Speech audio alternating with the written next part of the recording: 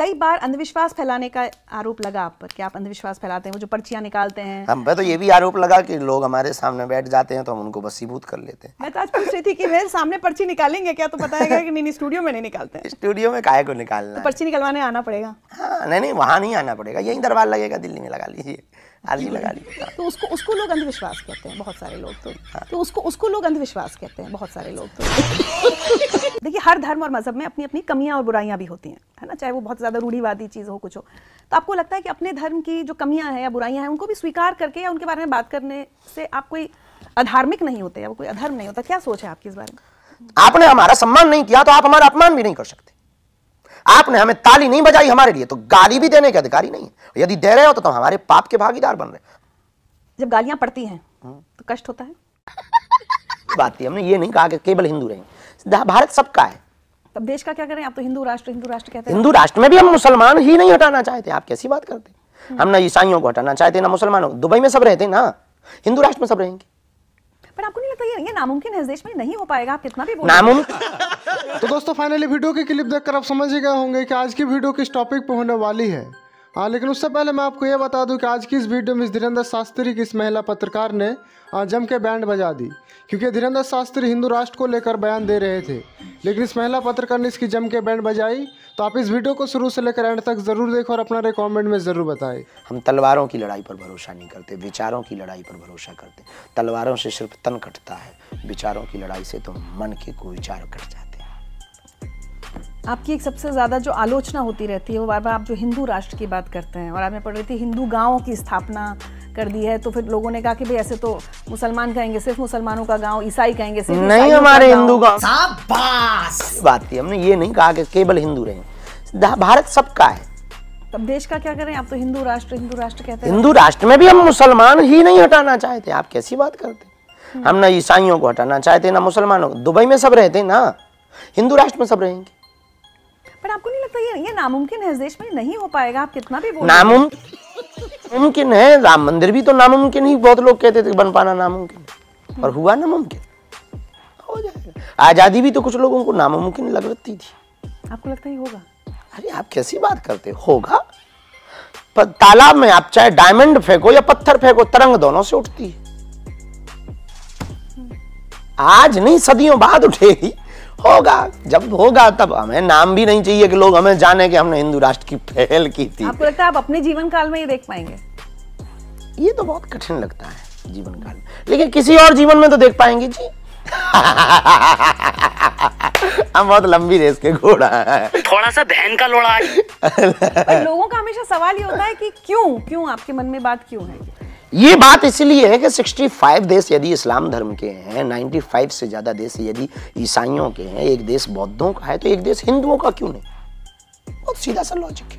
1947 में भारत में बंटवारा होता है, एक मजहब की विशेष मांग पर एक जमीन काट करके पाकिस्तान बना दी जाती है। तो शेष बचे हुए भाग को हिंदू, क्योंकि दो ही कौम में, दो ही लोगों में लड़ाई थी, मुसलमान और हिंदू में।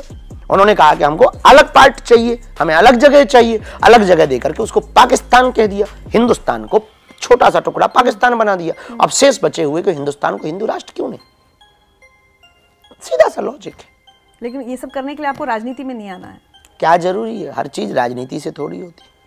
क्योंकि हम राजनीति कागजी हिंदू राष्ट्र पर भरोसा नहीं रखते।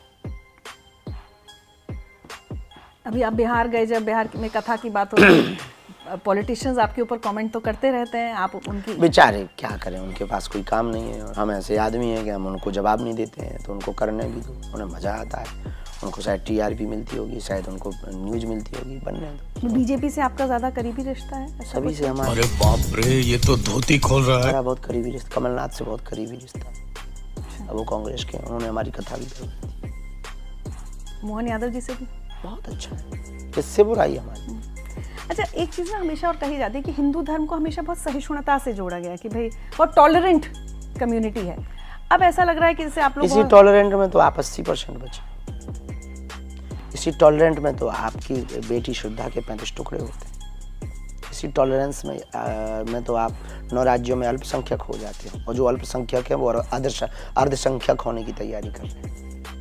लेकिन इंटॉलरेंस का मतलब है फिर violence, an eye for an eye जिसको हम कहते हैं। हिंदी बोलना, अंग्रेजी तो ऊपर से अगर निकल एक जाती है। एक अनपढ़ है क्या? एक आंख के बदले एक आंख फोड़ी जाएगी तो पूरी दुनिया फिर कोई अंधी छेड़ेगा हो तो जाएगी। छोड़ा थोड़ी जाएगा।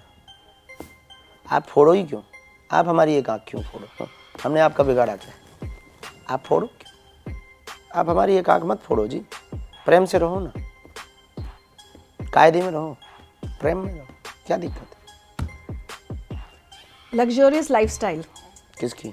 आपकी लाइफस्टाइल को लेकर भी होता रहता है और आजकल तो एआई आपका बहुत बड़ा दुश्मन बना हुआ है। आपने कहा एक पूरी आईटी सेल लगी है मेरे पीछे, ऐसा क्यों लगता है आपको कि अरे लगता नहीं, हम तो वीडियो देखते रहते हैं कई जगह वीडियो दिखा देते हैं, बाबा भैया थोड़ा सा हम ऐसा करें, बाबा ऐसा हुआ, बाबा वैसा हुआ, बाबा वो ये वीडियो ऐसे बनाते रहते हैं। बड़ा उड़ रहे हैं आप, हवा में उड़ रहे हैं? हवा में उड़ रहे हैं, आग लग गई, फिर सांप काट रहा। एक जगह लिखे थे बाबा को पुलिस पकड़ के ले गई, एक जगह लिखा था बाबा की 2-2 शादी हो गई।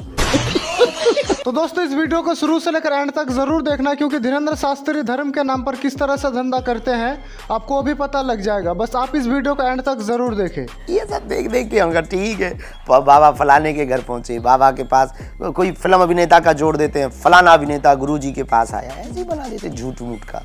एक आपका वीडियो आया था जिसमें आप कह रहे हैं कि लोग हिंदू मुस्लिम करके तुमको लड़वाएंगे, उसमें लड़ना नहीं है, उसमें फंसना नहीं है। वो वीडियो क्या था? वो एआई का था या आपका असली है? नहीं, हमने सही बोला है जी। हाँ वो तो बोला है, क्योंकि ऐसा लगा कि आपके पुराने बयानों से एकदम विपरीत सा लगा वो वीडियो। बिल्कुल विपरीत नहीं। पुराने बयानों को हमारे गलत लिया गया जी, अर्थ का अनर्थ करते हैं। हमारे कोई भी बयानों में हमने कभी कोई बदलाव नहीं किया है, हम जैसे थे वैसे ही है। सिर्फ इतना कहना चाह रहे कि हम हिंदू मुसलमान करें क्यों, देश में दंगा क्यों बहाएं, गंगा क्यों ना बहाएं। आपके मुसलमान शिष्य या भक्त ऐसे हैं जो मिलने बहुत आए? डिवोटी है, बहुत मित्र भी है। उनको कभी बुरा नहीं लगता कि आप हम सही बोलते हैं, से वो आहत नहीं होते? नहीं, हम सही बोलते हैं ना। जो हमें समझ लेगा वो जो हमें समझेगा, जानेगा, वो हमको समझ पाएगा। बाकी लोगों को आप टीवी और बयानबाजियों से आप हमें नहीं समझ सकते। सही बात है। क्योंकि टीवी पर वही प्रस्तुत किया जाएगा जो प्रस्तुत करने से आपकी देखने की उत्सुकता जगे। आदमी हम ठीक आदमी नहीं। लेकिन वही है, सोशल मीडिया का ज़माना है, मेन स्ट्रीम मीडिया भी आपका कोई बयान पकड़ के विवाद करने का मौका मिले तो वो ज़रूर करेंगे। अच्छे कामों की उतनी बात नहीं होती आजकल। देखिए हर धर्म और मज़हब में अपनी अपनी कमियां और बुराइयां भी होती हैं, है ना, चाहे वो बहुत ज़्यादा रूढ़िवादी चीज़ हो, कुछ हो। तो आपको लगता है कि अपने धर्म की जो कमियां हैं या बुराइयां हैं उनको भी स्वीकार करके या उनके बारे में बात करने से आप कोई अधार्मिक नहीं होते या वो कोई अधर्म नहीं होता? क्या सोच है आपकी इस बारे में? कमियां आप किस दृष्टिकोण से केवल कमियां कह रहे हैं तो आप अधार्मिक हैं। अब खूबियां और खामियां दोनों कहिए तो आप धार्मिक हैं। केवल आप खामियां बोलें तो आप अधार्मिक हैं। और आप खूबियां, भाई जिससे प्रेम करेंगे उसी से तो गुस्सा होगी। जब प्रेम हमारे पास बहुत लोग वीडियो लेके आते हैं कि फला ने आपके लिए ये बोला, हम ये बहुत अधार्मिक आदमी। तो लोग कहते हैं आप ऐसा क्यों कह रहे हैं? इसलिए आधार्मिक, इसने जब सम्मान नहीं दिया तो इसको अपमान करने का हक किसने दे दिया? आपने हमारा सम्मान नहीं किया तो आप हमारा अपमान भी नहीं कर सकते। आपने हमें ताली नहीं बजाई हमारे लिए तो गाली भी देने के अधिकारी नहीं है।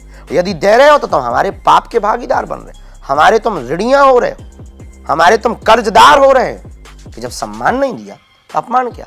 लाइक कमेंट नहीं दिया तो डिसलाइक कैसे कर सकते? तो पहले आपको सम्मान दिया जाए, पहले आपको सुना जाए, पहले समझा जाए, सुना जाए, सम्मान दिया जाए, फिर बोला जाए, फिर कहा जाए कि हम अपमान के लायक हैं कि सम्मान के लायक हैं। ये तो आपने एकदम, जब गालियां पड़ती हैं तो कष्ट होता है? शुरुआत में बहुत हुआ, फिर लोग वाटर प्रूफ होते हैं, हम गाली प्रूफ हो गए। क्योंकि उतनी ही एक जगह से तालियां मिल रही हैं, उतनी गालियां मिल रही हैं, बराबर से तो दोनों चल संयोग रहा है, आपके जीवन हेड में। टेल दोनों मिलेंगे। आप सिक्का आप उछालेंगे तो हेड या टेल आएगा। दोनों सिद्धांत। कई बार अंधविश्वास फैलाने का आरोप लगा आप पर कि आप अंधविश्वास फैलाते हैं, वो जो पर्चियां निकालते हैं। हम पे तो ये भी आरोप लगा कि लोग हमारे सामने बैठ जाते हैं तो हम उनको वशीभूत कर लेते हैं। आप संभल के रहिएगा। मैं तो आज पूछ रही थी कि वे सामने पर्ची निकालेंगे क्या, तो बताएगा कि नहीं स्टूडियो में नहीं निकालते हैं। स्टूडियो में काहे को निकालना तो है? पर्ची निकलवाने आना पड़ेगा। हाँ, नहीं वहाँ नहीं आना पड़ेगा, यहीं दरबार लगेगा, दिल्ली में लगा लीजिए। आरजी लगा ली। हाँ। तो उसको लोग अंधविश्वास कहते हैं, बहुत सारे लोग तो उसको लोग अंधविश्वास कहते हैं, बहुत सारे लोग तो दोस्तों जैसे कि आप लोगों ने देखा कि ना धीरेंद्र शास्त्री कोई चमत्कारी है, ना ही ये बाबा चमत्कार है, बल्कि ये ढोंग करते हैं और अपने भक्तों को सिर्फ अपने उल्लू बनाते हैं। तो इनकी बातों पर नहीं आना है। और वीडियो पसंद आई हो तो वीडियो को लाइक और चैनल को जरूर सब्सक्राइब करें। और जल्दी मिलते हैं नेक्स्ट वीडियो में, तब तक के लिए अपना ख्याल रखें। Bye bye.